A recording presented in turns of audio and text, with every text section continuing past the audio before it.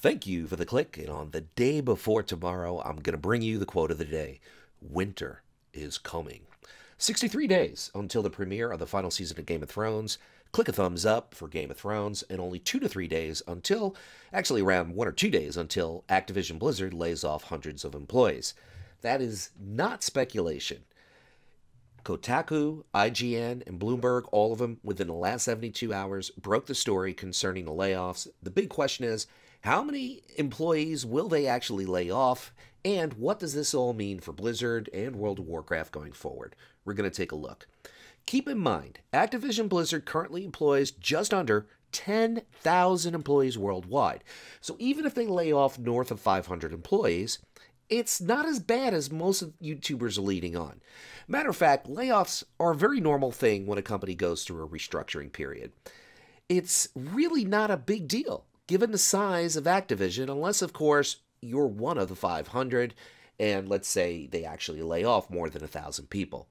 And I feel really bad for those employees because they're essentially living on death row for the next few days. Imagine being in the unenvious position of waiting through the next few days, wondering if you'll still have a job next week. It's a very unfortunate reality. I've been there myself, so I understand how they feel. My heart does go out to them. When you start peeling an onion, there are a lot of layers. And we're going to take a look at all these layers, and obviously when you peel an onion, tears are shed as well. Let's be very real here. Activision Blizzard spent millions recruiting a new CFO, Dennis Durbin, $15 million in cash and stock options. Now, granted, the overwhelming majority of the $15 million comes in the form of lucrative stock options, which are very lucrative given the stock price here and now. But still, the optics look very bad. Add in a very recent hire of a new game developer from Poland, Sebastian Septian, who worked on Witcher 3 and the upcoming highly anticipated Cyberpunk 2077. Once again, the optics here look really, really bad. And when you take somebody from a different country, now you have all kinds of labor issues you got to work out, green cards, etc., etc. So Blizzard really, really wanted this guy very badly. Now, Septian's experience lies on the story side of video game development. That's where the bulk of his experience is. Not sure where he lands at Blizzard. Could be WoW, Diablo, or one of the new titles that is upcoming from Blizzard. This means we're probably going to see and hear a very different narrative coming from Blizzard games in the near future. A different tone, so to speak, perhaps even a darker tone, which is a direction I'd actually like to see. I mean, what do you guys think? Less gnomes and goblins and more old gods? Leave your thoughts in comments. After all, I do read those comments and I respond to them, even though I know most of my colleagues out there on YouTube don't. And spending doesn't stop with the newcomers. The spending at Activision Blizzard doesn't stop there. Bobby Kotick, the CEO, earns $28 million per year, not including bonuses and stock options. That's kind of like Bryce Harper money. $28 million per year for a stock price that's down 40% in the last few months and 50% from the high point of last year. I mean, I could do that. I could do that. I'll do that for $14 million. Nonetheless, Activision Blizzard needs more cutbacks at the expense of the little guy. And this really pisses me off. But you got to keep in mind, this past December, they also graciously offered 100 employees a silver parachute. In other words, a package deal, financial, your salary, etc., to opt out early. In other words, we'll take care of you if you let us lay you off. They could have easily done all the layoffs at or around the same time, which would have led to a huger tax write-off for last year. Or they could have offered more than 100 employees a package deal. But no, they chose to drag the whole thing out at the expense of the little guy. The decent thing to do here, sometimes the decent thing is the right thing to do. Actually, a lot of the times it is, especially since the leak of the layoffs broke late Thursday night, is not leave people hanging for the next couple of days. I mean, even Brad Pitt and Moneyball knew that. Really? Would you rather get a bullet to the head or 5 to the chest and bleed to death? Let's take a deeper look into the scoop of bad news from Blizzard, because the bad PR keeps coming out like a fire hose on steroids shooting water. Activision and Blizzard merged back in 2008, July 2008. The deal was announced in 2007, actually went through July 2008. Now, much to my surprise, after doing some research, I found out that both companies functioned autonomously, which is very much not the norm. when such mergers take place. I mean, matter of fact, this is a huge exception to the norm. That essentially means when you're functioning as two separate companies, two CFOs, two HR departments, two customer service departments, etc., you see the trend here. This explains why Activision CFO Spencer Newman shopped around for a new job, got caught, then got let go, and landed at Netflix as a new CFO. Then Blizzard CFO Amrita Aheya. Sorry, Amrita, I pronounced your name wrong, but you're not with Blizzard anyway anymore. She left for greener pastures at Square Inc. as their new CFO. Do you see the trend here? Winter is coming. The employees knew it, especially the upper tier employees, and they left. They left before they got stuck without having a job. Now, I believe the layoffs will be a means of finally consolidating the two companies, therefore making Blizzard significantly less autonomous, despite the fact they've always reported to the top. That's 100% speculation on my part, but the pieces fit, and I strongly believe, given the departure of both CFOs and some other key talent, they saw the White Walkers coming along with Winter quite a while ago. Now, Kotaku, Bloomberg, and IGN believe the majority of layoffs will occur on the publishing, marketing, and sales end of the companies. And I'll add in customer service and or relations jobs will be in jeopardy as well. Matter of fact, I found another source. I forgot the source, but they did say that customer service is going to get hit hard. And that's usually how things roll when heads do roll at a company. Things haven't been going very well for Activision Blizzard. The list of travesties keeps growing and growing. 100 forced voluntary layoffs in December. Like I said before, why didn't they simply let more employees go in December or offer a bigger, better package for employees? Oh yeah, I almost forgot. Got to have some mats on the ground to soften the blow when the earnings hit on Tuesday. Hey guys, hey Wall Street. Yes, our earnings do suck donkey balls, but we're laying off hundreds of employees, so it sort of works out. So please give us a cookie. That's how it works. Mike Morhaime, long-term CEO, leaves Blizzard, then comes back as a consultant, then leaves again, all within a 2-month time frame. Diablo Immortal is announced at BlizzCon 2018 as a mobile game. The crowd boos, and we're not talking like, oh, we're talking boo! And then, like the idiots that Blizzard employs, the dev says, don't you guys have phones? Seriously, booing a new title at BlizzCon, any BlizzCon, is like booing Santa Claus for giving you presents. It's really kind of ridiculous, unless, of course, the presents are ridiculous, which in this case, they absolutely were. A new mobile game for a PC title that's been on PC for over 20 years. Good job there. Oh yeah, almost forgot. Gaming companies have to cater and pander to the Chinese market, no matter what the cost, no matter how much they alienate their current fan base. And the reality is, the Chinese market eventually is just going to pirate your content and sell it as their own. That's how they roll. So this is just an overall lose-lose in the long term. But Blizzard has to cater to China. Bungie cut all ties with Activision. Oh yeah, I'm still going on with the lovely, great PR going on at Blizzard. Bungie cut all ties with Activision Blizzard like a sane person running out of a burning house. Hearthstone is finally losing its luster. Heroes of the Storm canceled their esports division, which sucks for the esports team because they were given very, very short notice, and a lot of people do that for a living, so kind of feel bad for them.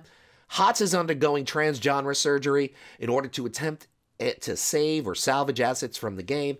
Overwatch been losing players hand over fist to Fortnite for several months, and now they're also losing players to Apex Legends, both of which are free-to-play games. I don't know, there might be some significance to that. During the production of this video, I took a quick peek at Twitch because it's a pretty good indicator of what players are playing, of what's popular. 314,000 Apex Legends stream viewers, 180,000 Fortnite stream viewers, and less than 40K Overwatch stream viewers. Now, 40K isn't a bad number, but then again, a publicly traded company isn't happy being a distant third. And in the fact, during the last earning reports, Blizzard reported stagnant active user growth. Stagnant active user growth for the first time in over 10 years.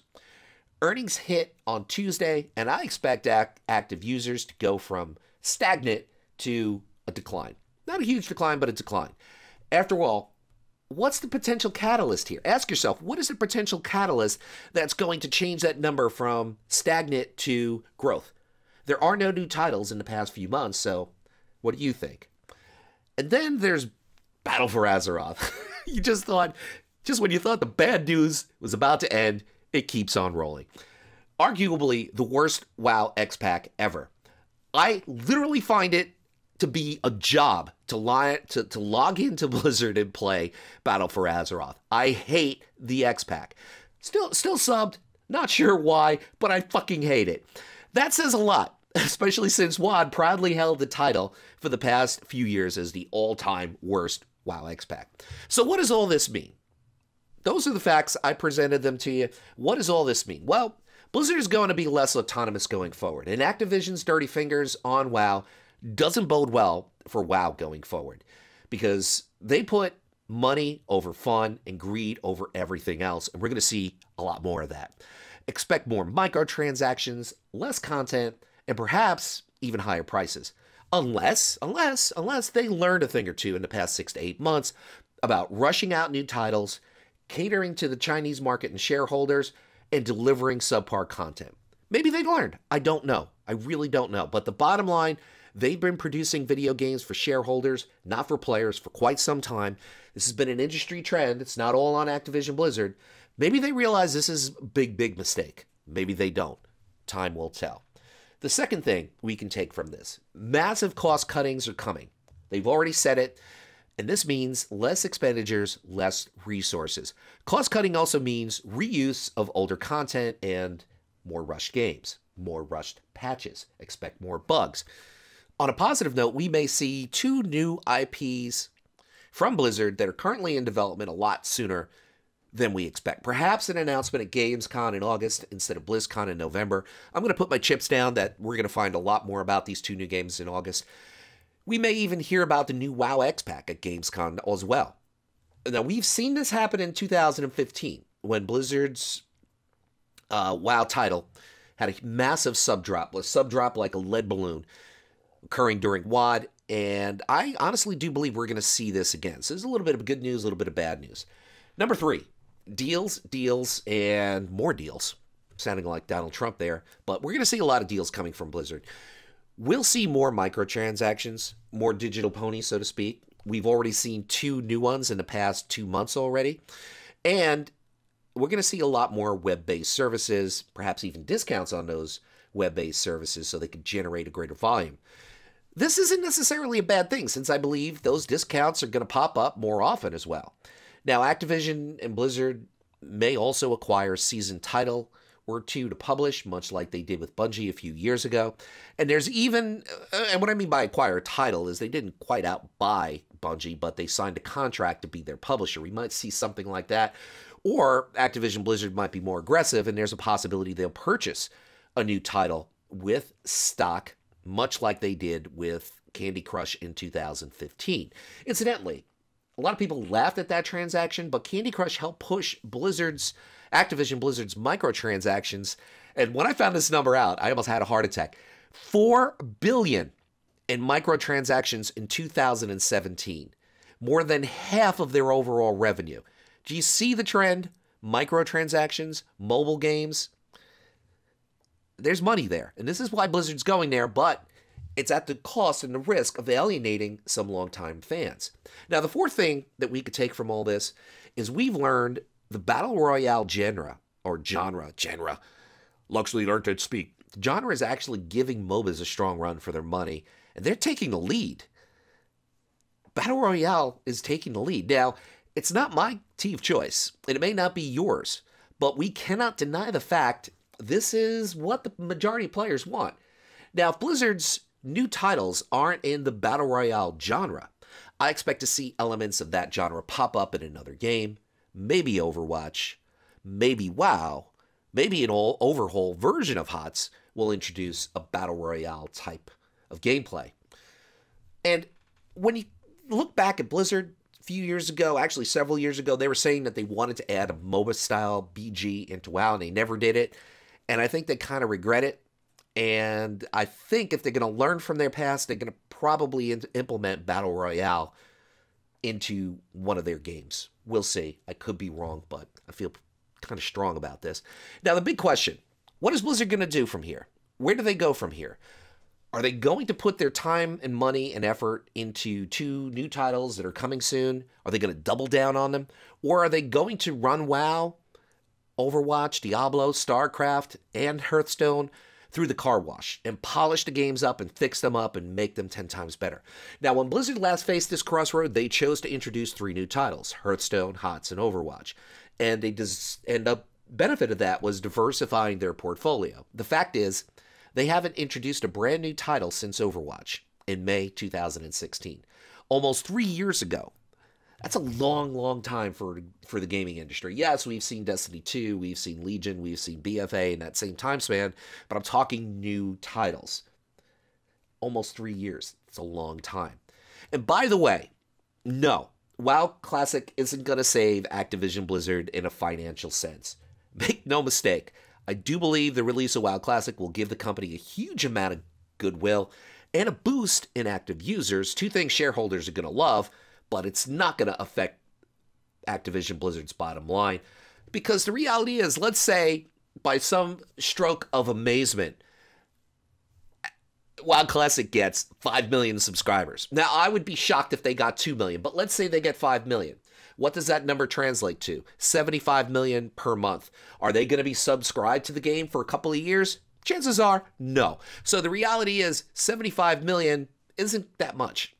It really, really isn't a lot in the grand scheme of things, especially when your overall revenues are 7 billion and they can't even think about putting microtransactions in WoW Classic because the fans are going to have a cow if they do. So it's not going to save Blizzard financially. Now, losing 5 or 10% of your workforce isn't a lot in the grand scheme of things. I said that before, especially when both companies have been running autonomous for the last 10 years. That means that they can consolidate jobs. They didn't do it 10 years ago. Maybe they're doing it now. Like I said earlier, operating with 2 CFOs, 2 human resources, 2 customer services, not the most effective and efficient way of doing things. This is a good news, bad news sort of thing. The bad news, Activision's grasp and influence on Blizzard will be much greater. The good news, WoW and Overwatch could receive a total revamp, and there's a better than 50-50 shot one of the 2 new titles will be completely amazing. Now, for those of you who don't know me, I tend to be a pessimist, but I honestly think the worst for Activision Blizzard is over. All this is behind them now. Things may be stagnant for 7 months up and until the announcement of the new titles and the next WoW X pack. But after that, nothing but net, nothing but upside. So even though things have been really bad 2018 and getting off to an even worse start in 2019, over the long term, over the next couple of years, I think Activision Blizzard is going to start making us happy again. My name is Luxley. Thanks for tuning in.